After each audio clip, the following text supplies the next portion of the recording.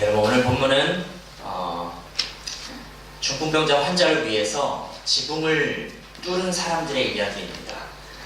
여러분들에게 꽤 익숙한 본문이라고 생각이 됩니다. 어떻게 보면 참 무식하기도 하고요. 그리고 어떻게 보면 지붕까지 뚫을 만큼 정말 절박한 사람들의 이야기가 아닌가 이렇게 생각이 됩니다. 중풍병이라는 것이 어떻게 보면 인간이 할 수 없는 인간의 한계요, 그리고 절망이었기 때문입니다. 이 절망이라는 단어를 제가 사전으로 검색을 해봤는데요. 이렇게 나옵니다. 모든 희망이 끊어져 체념하는 상태. 인간이 자기의 유한성 및 허무성을 깨달았을 때의 정신상태, 이렇게 사전에서 절망에 대해 표현하고 있습니다. 여러분, 때로 인생을 살다 보면 이런 절망적인 상황 속에 종종 빠질 때가 있는 것 같습니다. 이런 인생의 절망 속에서 결국 우리에게 필요한 것이 있다면 믿음이고 소망인데, 그렇다면 어떠한 믿음이 여러분 이 절망 속에서 필요한 것인지 우리 오늘 말씀을 통해서 살펴보도록 하겠습니다. 자, 1절에서 2절 말씀을 보시면 수일 후에 예수님이 다시 가버나움에 들어가셔서 집에 계시다는 그런 소문이 들렸다라고 합니다. 바로 전에 있었던 사건이 어떤 사건이냐면 나병 환자를 고쳐주시는 사건이었습니다. 그 사건이 있은 지 수일 후가 지금 지났기 때문에 충분히 그 소문이 돌고도 남을 만한 시간이었습니다. 나병 환자에게는 물론 예수님께서 그 치유받은 이야기를 하지 말라고 이렇게 경고를 하셨는데 당연히 그가 입을 다물 수가 없었습니다. 왜냐하면 나병이, 그 고침받을 수 없는 나병이 치유받았기 때문입니다. 어떻게 나병이 치유받았는데 가만히 있을 수 있겠습니까? 그래서 소문을 막 온데방데 다 내고 다녀서 엄청난 소문이 난 것이죠. 그리고 나병 환자를 고치시기 전에도 그 마가복음 1장의 내용들을 보시면 예수님이 공생애를 시작하시면서 하셨던 사역이 귀신을 내쫓아내시고 또 병든 자를 고쳐주시는 그런 사역들을 하셨고요. 또 그 당시에 서기관들과 같지 않은 어떤 권위를 가진 말씀을 가지고 가르쳐 주셨기 때문에 예수님 자체가 굉장한 어떤 그 센세이션을 일으키는 그런 사람으로 이렇게 막 소문이 났던 것입니다. 자, 근데 지금 예수님이 가버나움에 있는 집에 계시다라는 소문이 돌고 있습니다.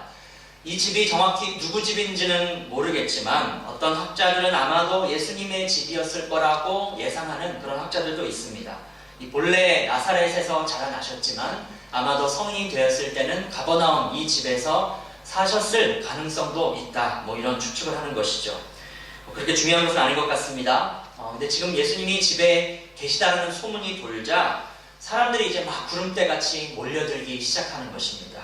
얼마나 사람들이 몰려들었냐면 집이 가득 차고 난 다음에 문 앞까지도 지금 들어설 자리가 없었을 만큼 사람들이 모여 있었다는 것입니다. 그 당시 집이 한 50명 정도 수용 가능했다고 하는데 더 꽉꽉 찼을 것이고요. 아마도 훨씬 더 많은 인파가 몰렸던 것으로 예상이 됩니다. 여러분, 어떤 사람들이 몰려왔을까요? 굉장히 다양한 사람들이 몰렸겠지만 아마도 굉장히 갈급한 사람들이 몰렸을 것입니다. 어떤 질병이나 귀신의 세력에서 벗어나기 원하는 그런 사람들도 왔을 것이고요. 그리고 예수님의 가르침이 그 당시에 어떤 그 서기관들하고 달랐기 때문에 그런 말씀을 듣고자 하는 사람들도 찾아왔을 것입니다. 그리고 그런 것과 상관없이 그냥 기적을 좀 보기 원하는 호기심이 가득한 사람들도 아마 모여들었을 것입니다. 자, 그런데 3절을 보시면요, 또 한 무리의 사람들이 오는데 한 중풍병자를 4사람에게 메워가지고 지금 예수님의 집으로 오고 있는 것입니다. 문제는 지금 너무 많은 인파가 이미 모여있기 때문에 들어있는 그 사람들도 대부분 간절함을 가지고 있는 사람들이기 때문에 지금 그 집 안으로 들어갈 수가 없는 것이죠. 중풍병자를 침상째로 이렇게 들고 왔기 때문에 그 많은 인파를 이렇게 뚫고 들어갈 수가 없는 것입니다. 그래서 사람들이 아마도 웬만해서는 자리도 비켜주지 않았을 것입니다. 그래서 어떻게 하느냐, 우리가 잘 아는 대로 무식한 방법을 씁니다. 내가 앞으로 못 들어가면 위로 들어가겠다. 그래서 지붕을 뚫어버립니다. 지금이야 여러분 지붕을 뚫는 것이 거의 불가능하죠. 그러나 그렇죠? 지금은 지붕을 뚫을 수도 없고 이 복구하고 수리하는 작업도 만만치 않습니다. 그러나 그 당시의 집들의 지붕은 훨씬 더 이렇게 뜯어내기가 쉬웠다라고 합니다. 그 재료 자체가 어떤 나뭇가지나 진흙 같은 것으로 만들었기 때문에 비교적 쉽게 지붕을 뚫어낼 수 있었고 복구하는 것도 그렇게 어렵지 않았다라고 합니다. 조금은 무식하지만 아주 간절한 열망을 가지고 지붕을 뚫어서 구멍을 냈고요. 그 중풍병자를 침상째로 이렇게 달아내렸다라고 합니다. 기술이 굉장히 좋았던 사람 같습니다. 그 균형을 잘 맞춰서 이렇게 달아내려야 되는데요. 어쨌든 이렇게 했습니다. 지금 예수님은 사람들이 모여있는 상태에서 말씀을 전하고 계셨습니다. 말씀을 전하고 계시는데 갑자기 위에서 뭔가 부스럭부스럭 거리더니 지붕이 뚫리고 웬 침상 하나가 내려오는데 거기에 중풍병자가 누워있었던 것입니다. 자, 그러자 5절에 여러분 예수께서 그들의 믿음을 보시고 중풍병자에게 이르시되 작은 자야 내 죄사함을 받았느니라 하셨다라고 합니다. 여러분, 제가 오늘 먼저 주목하고 싶은 것은 예수께서 그들의 믿음을 보셨다라는 것입니다. 무엇을 보셨다라고요? 믿음인데, 믿음이 너무 중요한데 그들의 믿음입니다. 그들의 믿음, 굉장히 독특한 표현입니다. 대부분 복음서의 여러 가지 기적들 속에서 우리가 보면 개인의 믿음을 통해서 예수님이 역사하시는데 여기서는 누구의 믿음이라고 하냐면 그들의 믿음이라고 하는 것입니다. 그들의 믿음. 그래서 오늘은 우리는 특별히 그들의 믿음이 무엇일까라는 것을 묵상해 보려고 합니다. 자, 그들이라고 했을 때는 아마 이 중풍병자를 데리고 온 4명의 사람들을 주로 지칭하는 것으로 보여집니다. 과연 이들 중에 중풍병자가 포함되는지 아닌지는 정확히 나오지는 않습니다. 만약에 그들 중에 중풍병자가 포함되지 않았다면 이것은 조금 신학적으로, 구원론적으로 풀어내기가 상당히 복잡해질 수도 있습니다. 특별히 우리 개신교 같은 경우는요, 구원과 믿음에 있어서 우리 개개인의 믿음과 신앙을 아주 강조합니다. 내가 신앙과 믿음이 있어야 된다. 굉장히 강조했습니다. 종교개혁을 하면서도 그 부분이 아주 강조되었던 부분이죠. 그리고 개신교 중에서도 침례교 같은 그 경우는요, 개인의 믿음을 조금 더 강조하기 때문에 유아 세례를 인정하지 않습니다. 어떤 논리냐면요, 아니 무슨 애가 무슨 믿음이 있어서 세례를 받냐, 이런 논리인 것이죠. 그래서 성인이 된 다음에 세례를 받는 것이고 아이 때는 그냥 유아 헌화식을 하게 됩니다. 그 정도로 전반적으로 개신교라고 했을 때는 개인의 믿음을 강조하는 측면이 분명히 있습니다. 저도 개인의 믿음의 중요성을 분명히 동의합니다. 너무나 중요한 부분이죠. 우리가 그저 가족의 믿음이나 교회의 믿음에 지나치게 묻어가면서 나에게 믿음이 있다라고 착각하는 것이야말로 상당히 위험한 일이 될 수 있기 때문입니다. 그래서 사도 바울도 고린도 후서 13장 5절에 보시면 분명히 이렇게 말하고 있습니다. 고린도 후서 13장 5절에 보시면요, 너희는 믿음 안에 있는가? 너희 자신을 시험하고 너희 자신을 확증하라. 예수 그리스도께서 너희 안에 계신 줄을 너희가 스스로 알지 못하느냐? 그렇지 않으면 너희는 버림받은 자이니라. 내 신앙은 나 스스로 분명하게 확증할 수 있어야 된다는 것입니다. 그러나 여러분, 그럼에도 우리의 믿음과 신앙을 지나치게 개인적인 것으로만 생각하는 것도 위험한 생각이 될 수 있는 것입니다. 왜냐하면 하나님께서 우리를 부르실 때는 개개인으로도 부르셨지만 공동체로 우리를 교회 공동체로 부르셨기 때문입니다. 우리 신앙이 그저 혼자서 하는 독불장군처럼 혼자서 하는 신앙이 아니라 함께하는 신앙이고요, 함께 서로 영향을 주고받는, 그렇게 자라가는 신앙이기 때문입니다. 하나님 언제나 우리에게 공동체로 모일 것을 말씀하시고 하나님 그분 자체가 삼위일체라는 공동체적으로 존재하기 때문에 교회는 더더욱 공동체적으로 함께하는 신앙을 배워가야 된다는 것입니다. 여러분, 오늘 이 중풍병자는 스스로 움직일 수조차도 없는 사람입니다. 그래서 침상에 누운 채로 예수님에게 나와왔죠. 근데 이 사람이 스스로의 힘으로 예수님에게 나올 수 있었을까요? 절대 그럴 수 없었습니다. 스스로 움직이지도 못하는 사람입니다. 누군가의 도움이 없었다면 올 수 없는 사람입니다. 지금 이 4명의 사람들이 친구들로 추측이 되는데요. 이 사람들의 도움이 없었다면 나올 수 없었을 것입니다. 그러나 오늘 이 사람에게 있었던 축복이 무엇이냐? 지금 자신을 도와줄, 자신을 예수님에게로 나아갈 수 있도록 도와줄 주변에 이 친구들, 사람들이 있었다는 것입니다. 이 중풍병이 이 뇌 혈관에 문제가 생기면서 발생하는 그런 종류의 병이기 때문에 아마도 이 사람은 태어날 때부터 이랬다라기보다는 인생을 살아오다가 갑자기 풍이 온 그런 사람으로 추측이 됩니다. 아마 주변에 있던 사람들이 잘 지내다가 이 사람이 갑자기 중풍에 걸렸기 때문에 굉장히 마음이 힘들었던 것으로 보입니다. 아마 본문에 나와 있지는 않지만 의원도 많이 찾아가 봤을 것이고요. 병이 나을 수 있는 모든 방법들을 다 동원하고 시도를 해봤을 것입니다. 그런데도 사실 중풍병이라는 이 병은 현대에도 이게 뇌에 문제가 있는 것이기 때문에 뇌를 다뤄야만 치유가 되는 것이죠. 그 당시에 이런 병을 어떻게 고칠 수 있겠습니까? 고칠 수 없는 것이죠. 아마 이 허준이 와도 고칠 수 없었을 것입니다. 혹시 허준이 뇌를 다루진 않았겠죠, 여러분? 철저한 절망 속에 놓여 있는 것입니다. 그런데 이 절망 가운데 소문 하나가 들리는데 그것이 바로 예수님의 소식이었습니다. 예수라는 사람이 나타났는데 그가 하나님의 권위를 가지고 말씀도 가르치고 귀신도 쫓아내고 병든 사람들도 고치더라. 그리고 얼마 전에는 그 불치병이라고 여겨졌던 나병까지도 고쳤다더라. 이 소문이 들려지게 되는 것입니다. 절망 중에서 소망이 막 생겨나기 시작하는 것입니다. 예수님에게 한번 가보자. 다른 데 다 가서 안 됐지만 우리가 예수님에게 마지막으로 한번 가봐야 되지 않겠냐. 그분에게 가면 고침을 받을 수도 있을 것이다.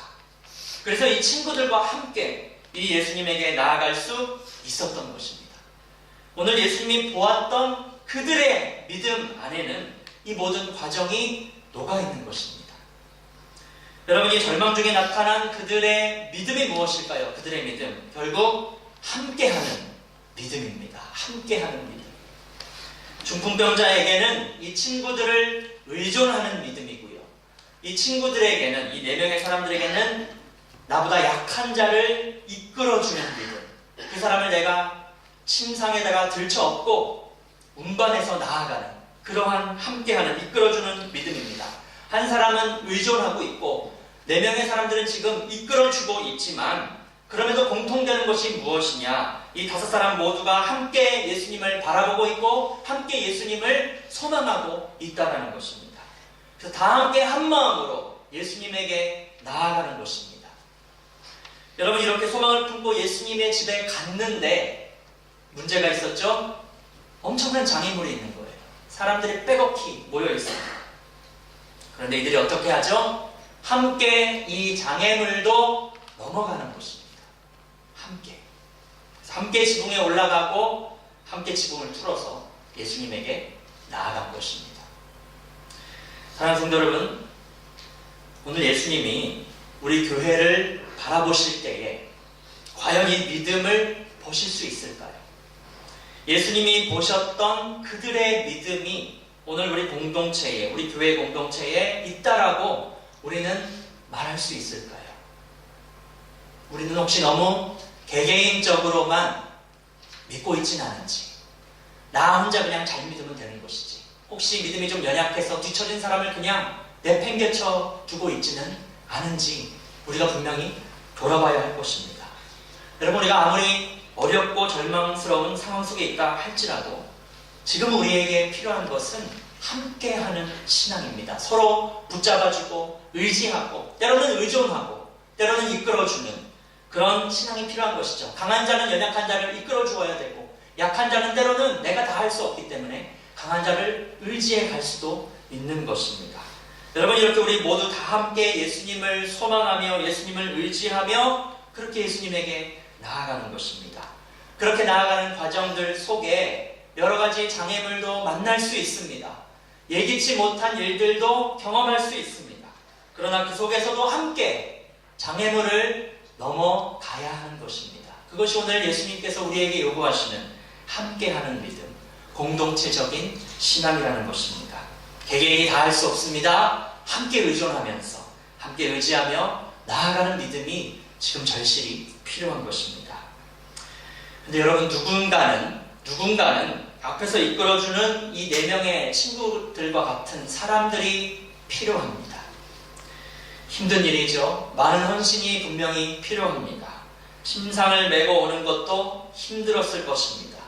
절망 중에 있는 이 친구를 설득하는 일도 참 어려웠을 것입니다.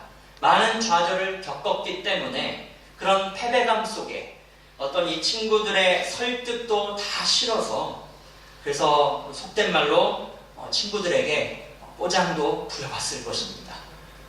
그럼에도 불구하고 계속 설득하는 것이죠.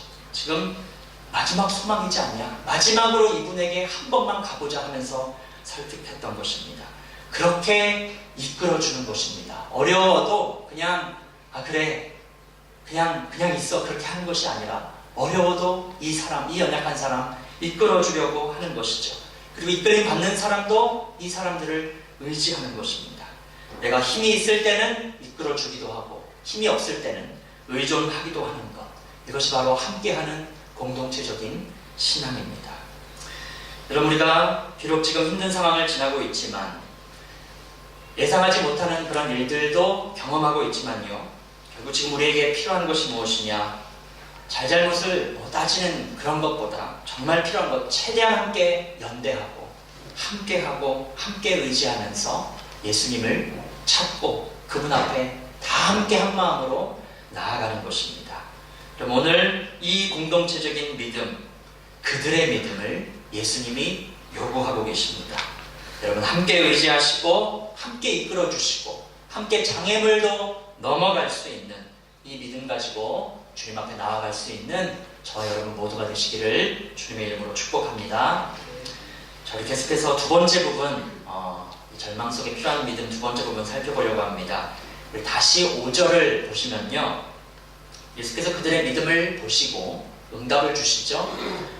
작은 자야, 내 죄사함을 받았느니라. 여러분, 뒤에 이야기를 우리가 모른다고 했을 때, 지금 예수님은 그들의 간절한 믿음을 보신 다음에 어떤 응답을 주셨냐? 죄사함이라는 응답을 주셨습니다. 조금 이상한 점이 있으시죠? 그들이 기대했던 응답은 죄사함이 아닙니다. 병고침입니다. 중풍병 고치려고 왔는데 예수님이 주신 응답은 무엇이냐? 먼저는 죄사함입니다. 죄사함. 아니, 이렇게 힘들게 중풍병자 설득해서 옆까지 메고 지붕까지 뚫었는데, 근데 예수님이 주신다는 응답이 죄사함. 아니, 예수님 용서란, 죄사함이라니. 지금 우리는 죄사함이 필요한 게 아니라 이 병이 고침받아야 됩니다. 병 고쳐달란 말이에요. 병. 그러지 않았겠습니까, 여러분? 정말 당황스러운 응답인 것이죠. 우리가 여기서 분명히 볼 수 있는 진리가 있습니다. 하나님이 분명히 우리의 믿음을 보시고 그 믿음에 응답하십니다. 그러나 하나님이 우리의 믿음에 응답하실 때는 우리가 원하고 기대하는 대로만 응답하신다기보다는 하나님이 정말 우리에게 주시고자 하는 응답으로 먼저 그렇게 우리에게 응답하실 수도 있다는 것입니다. 중요한 것은 그 응답이 우리가 원하고 기대하는 응답보다도 더 나은 응답이 될 수도 있다는 사실입니다. 여러분, 우리가 이것을 믿어야 합니다. 우리가 기대하는 것을 넘어서는 믿음이 필요합니다. 내 기대와 맞지 않는 응답이 주어졌다 할지라도 그것이 더 좋은 응답일 수 있다는 믿음이 필요한 것이죠. 여러분, 우리가 원하고 기대하는 목회자가 안 주어질 수도 있습니다. 그러나 하나님이 보시기에 하나님의 관점에서 더 좋은 목회자를 우리에게 주실 수도 있다는 것이죠. 문제는 우리가 그 응답을 더 나은 응답으로 정말 여길 수 있느냐의 문제입니다. 그 믿음 또한 필요하다는 것입니다. 여러분, 오늘 예수님이 이들에게 먼저 주셨던 응답, 죄사함이라는 응답이 치유보다 더 좋은 응답이라고 여길 수 있으십니까, 여러분? 병 고치는 것보다 예수님이 지금 주셨던 이 죄사함의 응답이 더 좋은 응답이다 라고 정말 여러분 여기실 수 있으십니까? 예수님이 보실 때에는 정말 중풍병자에게 필요했던 것은 죄의 문제를 먼저 해결하는 것입니다. 병을 고치는 문제도 너무나 절박하고 중요한 문제이긴 하지만 그것보다 더 본질적인 그 문제는 무엇이냐? 죄의 문제라는 것입니다.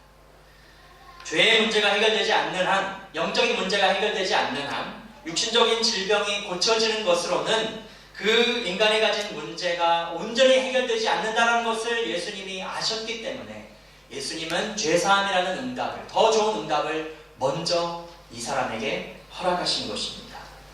여러분, 인간이 가진 질병이라는 문제는 실상 인간의 죄와 타락으로 인해 기인한 것입니다. 인간이 범죄하고 타락하면서 사망이 우리에게 들어왔기 때문에 질병이라는 것도 사망의 그림자로 볼 수 있습니다. 그래서 질병의 문제는 죄와도 연관되어 있는 문제입니다. 물론 우리가 어떤 질병에 걸렸다고 해서 그것이 어떤 특정한 죄를 우리가 범했기 때문에 걸린 것은 아닙니다. 절대로 이렇게 생각하셔서는 안 됩니다. 선한 사람이건 악한 사람이건 누구든 불치병에 걸릴 수 있고요. 때로는 건강관리를 잘 못해서 걸릴 수도 있지만 때로는 원인을 알 수 없는 그런 불치병이 갑자기 찾아오는 경우도 분명히 존재합니다. 그래서 아무리 악하게 사는 사람도 무병장수하는 그런 경우가 있는가 하면 아무런 악행도 하지 않은 아주 어린 아이에게도 불치병이 걸리기도 하는 것입니다. 그렇기 때문에 어떤 불치병이 개인의 특정한 죄와 연관 지을 수는 없습니다. 하지만 인간이 가진 이 죽음이라는 문제, 질병이라는 문제를 좀 더 거시적으로 매크로하게 보았을 때 그것은 죄와 타락으로 인해 기인한 사망의 그림자라는 것이죠. 여러분, 그렇기 때문에 예수님이 이들의 믿음에 응답을 하시면서 이 사람의 죄의 문제를 해결하셨다는 것은, 이 사람을 용서했다는 것은 하나님 편에 보았을 때 단지 질병을 치유해 주는 것보다 훨씬 더 나은, 더 좋은 응답이라는 것입니다. 물론 나중에 이 사람의 질병까지도 예수님이 고쳐주십니다. 그러나 그 과정 속에 무엇이 드러나느냐? 예수님이 정말 우리에게 주시고자 하는 응답이 무엇인가 정말 이 속에서 드러나게 된다는 것입니다. 자, 우리 계속해서 보실 텐데요. 예수님이 작은 자야 내 죄사함을 받았느니라 이렇게 말씀하시자 6절에 어떤 서기관들이 거기 앉아서 마음속으로 생각만 했다라고 합니다. 입 밖으로 말하지 않습니다. 생각만 했습니다. 이 사람이 어찌 이렇게 말하는가? 신성모독이다. 오직 하나님 한 분 외에 누가 능히 죄를 사하겠는가? 속으로 생각했습니다. 여러분, 이 서기관들의 이야기가 지극히 맞는 이야기일 수 있습니다. 이 말 자체는 진리이죠. 하나님 한 분 외에 죄를 용서해 주실 분이 정말 없기 때문입니다. 자, 근데 우리가 잠깐 생각해 봐야 될 것이 무엇이냐?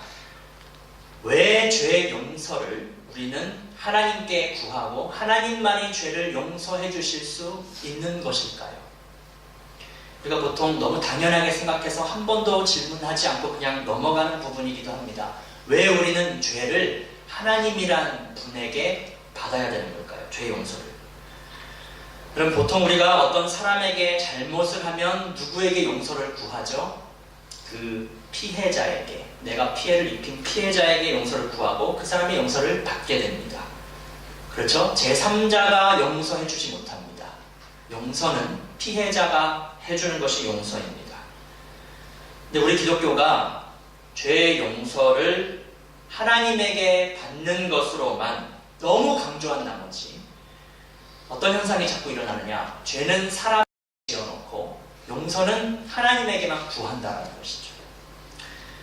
사기를 쳐서 막중한 재정적 손해를 입혔는데도 불구하고 돈은 안 갚은 다음에 교회에 나와서 회개를 합니다.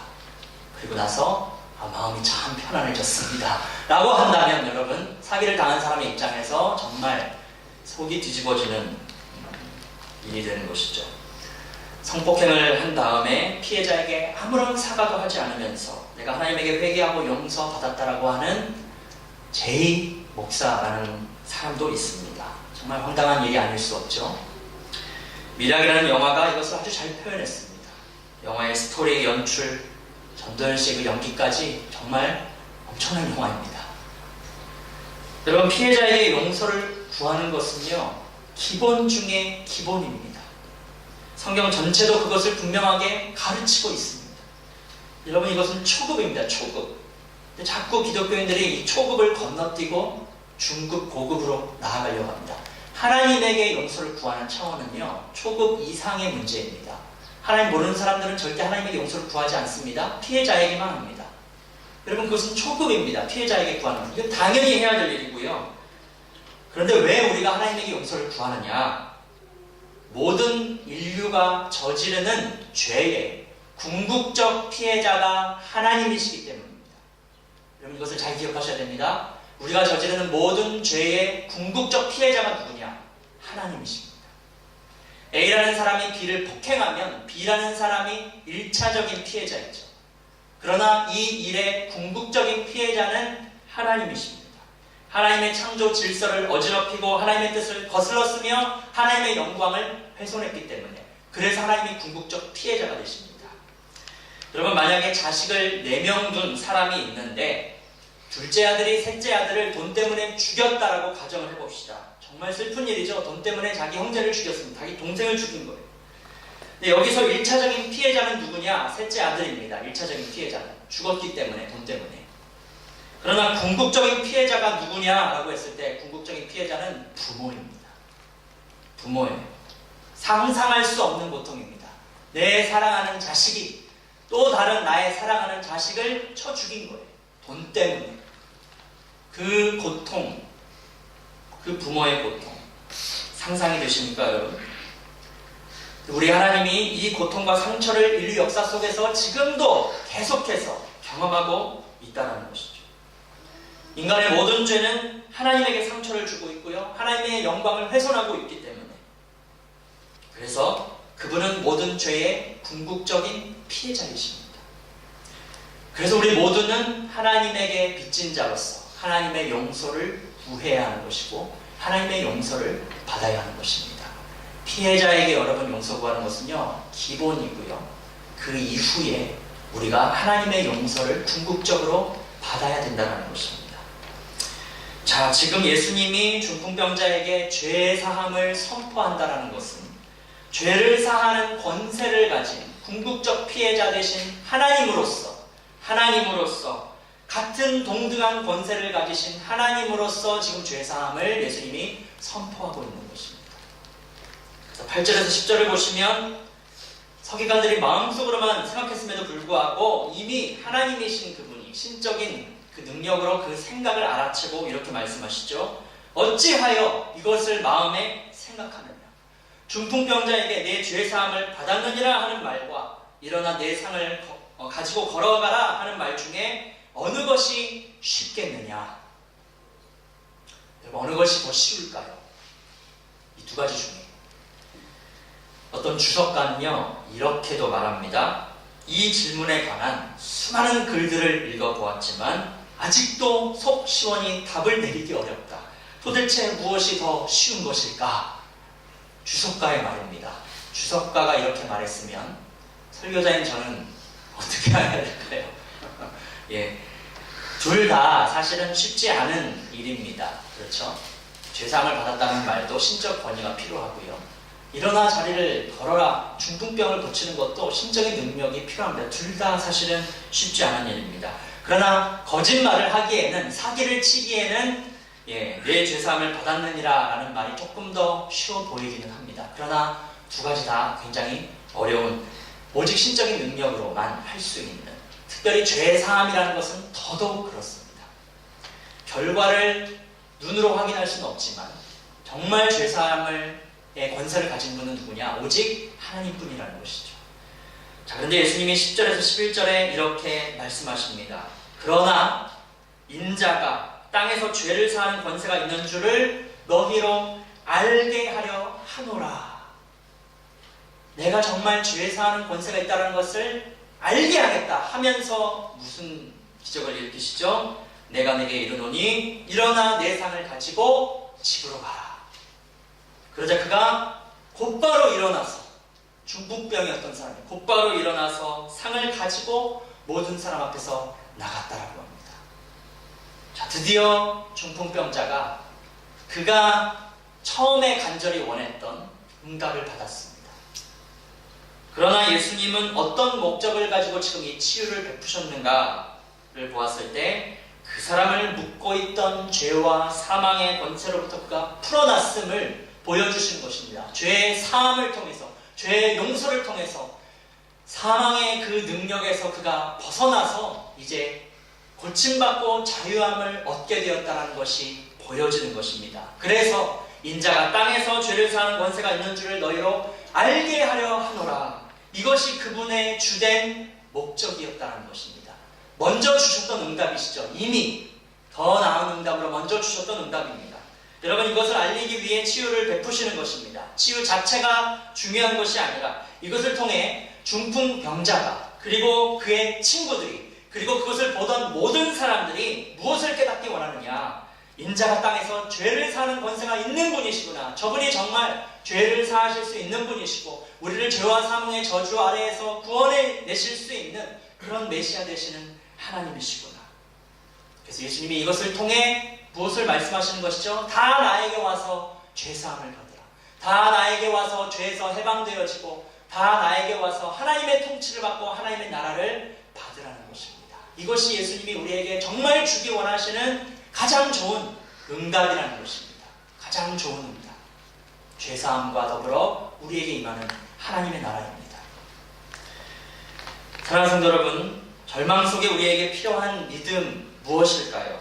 함께 예수님에게 우리 다 같이 우리의 필요를 가지고 나아가는 믿음도 너무나 중요하고 필요합니다. 그러나 그렇게 예수님에게 나아왔을 때 하나님이 주시는 응답이 우리가 기대하는 응답과 때로는 다를 수도 있습니다. 그럴 때에 우리의 기대를 뛰어넘는 믿음이 필요한 것이고요.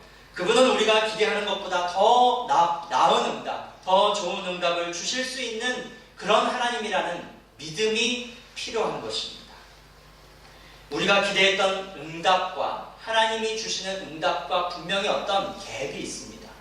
근데 이 갭을 어떻게 메꾸어 가느냐, 우리의 믿음으로 메꿔 가야 되는 것입니다. 여러분, 모든 응답 속에, 그 속에는 정말 우리를 향한 하나님의 마음이 담겨 있습니다. 모든 응답 속에 정말 예수님이 우리에게 주시고자 하는 것을 생각해야 됩니다. 그 응답 속에서 하나님 왜 이런 응답을 주셨을까? 도대체 하나님이 우리에게 원하시는 것이 무엇일까? 그저 눈앞의 필요만을 해결하고 끝내는 신앙이 아니라, 여러분, 그것을 넘어서서 예수님을 알아가시고 예수님의 뜻을 알아가시고 정말 주님이 나에게 주시고자 하는 응답이 무엇인가? 왜 이런 응답을 주셨는가? 이 속에 있는 하나님의 뜻은 무엇일까? 그것을 생각해 가야 된다는 것입니다. 그것이 바로 오늘 우리에게 필요한 나의 기대를 넘어서는 믿음이라는 것입니다. 여러분, 누가복음 17장에 보시면 10명의 나병 환자를 예수님이 고치시는 사건이 나옵니다. 10명 모두가 간절한 믿음으로 예수님에게 나왔고 은혜를 구했습니다. 예수님이 그들 모두의 믿음에 응답을 하셔서 이렇게 말씀하시죠. 제사장에게 가서 너의 몸을 보여줘라. 그 당시에 고쳐지지 않았습니다. 그러나 이들이 믿음이 있었기 때문에 제사장에게 그저 갑니다. 예수님이 말씀했으니까. 가는 도중에 어떻게 되느냐? 가는 도중에 나병이 깨끗해집니다. 10명 모두가 믿음으로 고침받은 것이죠. 그런데 9명은 그냥 갔습니다. 예수님이 제사장에게 보여주라고 했고 예수님이 돌아오라고 요구하지도 않았습니다. 그냥 갔어요. 굳이 잘못됐다라고 말할 수는 없는 것 같습니다. 그러나 이상하게도 한 명은 예수님에게 다시 돌아와서 그분을 경배하고 엎드려 감사하고 영광을 돌렸다고 합니다. 근데 그 사람이 참 애처롭게도 사마리아인이었습니다. 사마리아인. 공교롭게도 10사람은 다 깨끗함을 받았는데 그 9은 어디 있느냐? 예수님이 그 사람을 보면서 이렇게 말씀하시죠. 그 9은 도대체 어디 있느냐? 여러분, 10명 다 같은 믿음으로 치유받았습니다. 문제가 있었고 필요가 있었고 간절한 믿음으로 나와왔고 치유받았지만 그들의 필요가 다 해결된 이후에는 더 이상 하나님을 찾지 않고 자취를 감춰버렸습니다. 그 아홉은 어디 있느냐? 주님은 분명히 그들에게도 예수님에게 다시 돌아오기를 기대했던 것입니다. 그 마음이 이 질문에 묻어 있는 것입니다. 여러분, 은혜를 받은 자에 대한 기대, 하나님이 그 기대를 가지고 계십니다. 그렇죠? 예수님은 문제 해결을 넘어서서 정말 그들에게 더 주고 싶은 것이 있어요. 참된 신앙을 주고 싶으시고 영생을 주고 싶으시고 하나님의 통치를 주고 싶으시고, 그런데 이들은 자기 문제만 해결받고 사라져버린 것입니다. 사랑하는 성도 여러분, 여러분은 혹시 이 아홉에 속한 그런 사람들은 아니십니까? 신앙의 목적과 이유가 단지 이 땅의 문제를 해결하는 데만 있지는 않으십니까? 급하고 간절할 때는 하나님을 찾다가도 문제가 해결되는 즉시 하나님을 찾지 않는 신앙으로 돌아서지는 않으십니까? 여러분, 필요를 채우는 신앙 물론 필요합니다. 간절히 하나님 앞에 나아가야 됩니다. 그러나 그러한 신앙을 넘어서서 우리는 신앙의 본질로 들어갈 수 있어야 됩니다. 그것이 우리 하나님께서 우리에게 진정으로 주시고자 하는 더 나은 응답이기 때문입니다. 여러분, 1차적으로 지금 우리 교회의 그런 문제 해결을 위해 우리는 필요를 가지고 함께 연대해서 한 마음으로 예수님을 찾아야 됩니다. 하나님이 그러한 우리들의 믿음을 보시고 응답하실 것입니다. 그러나 그 응답이 때로는 우리 기대와 다른 응답이 될 수도 있습니다. 그럴 때 우리에게 또 필요한 믿음이 무엇이냐? 우리가 믿음으로 하나님이 우리에게 주신 응답이 더 나은 응답이라는 것을 수용하는 믿음입니다. 그 응답을 통해 정말 우리에게 원하시는 것이 무엇인지 생각해야 됩니다. 단순하게 그냥 교회의 문제를 해결하고 끝나는 것이 아니라 우리가 그 다음으로 나아가야 되는 것이죠. 왜 우리 교회는 이 땅에 존재해야 되는 것이고 우리는 무엇을 해야 하는 것일까? 하나님은 도대체 우리 교회에 무엇을 원하시는 것일까? 여러분, 이러한 고민들을 가지시면서 문제 해결을 넘어서서 더 깊은 신앙의 본질로 교회 자체의 교회다움을 회복하는 일로 우리가 나아갈 수 있어야 하는 것입니다. 말씀을 정리하겠습니다. 절망 속에 우리에게 필요한 믿음 무엇인지 살펴보았습니다. 첫째로 우리에게 그들의 믿음이 필요합니다. 함께하는 믿음, 공동체적인 신앙, 함께 의지하고 이끌어주고 함께 장애물을 넘어서는 그러한 함께하는 믿음이 필요합니다. 둘째로, 그렇게 믿음으로 나아갔을 때 우리가 기대하는 응답이 아니라 할지라도 하나님이 언제나 더 나은 응답으로 우리에게 역사하신다는 그 믿음이 필요합니다. 피로만 채우는 신앙이 아니라 그분의 뜻을 이루며 사는 신앙의 본질로 나아가는 믿음도 더불어서 필요한 것입니다. 여러분, 오늘 모든 우리의 절망들 속에 이러한 믿음으로 여러분의 절망이 소망이 되는 귀한 은혜가 여러분 모두에게 충만하시기를, 그리고 우리 교회에 그런 은혜가 충만할 수 있게 되기를 주님의 이름으로 축복합니다. 함께 찬양하고 기도하는 시간 갖겠습니다.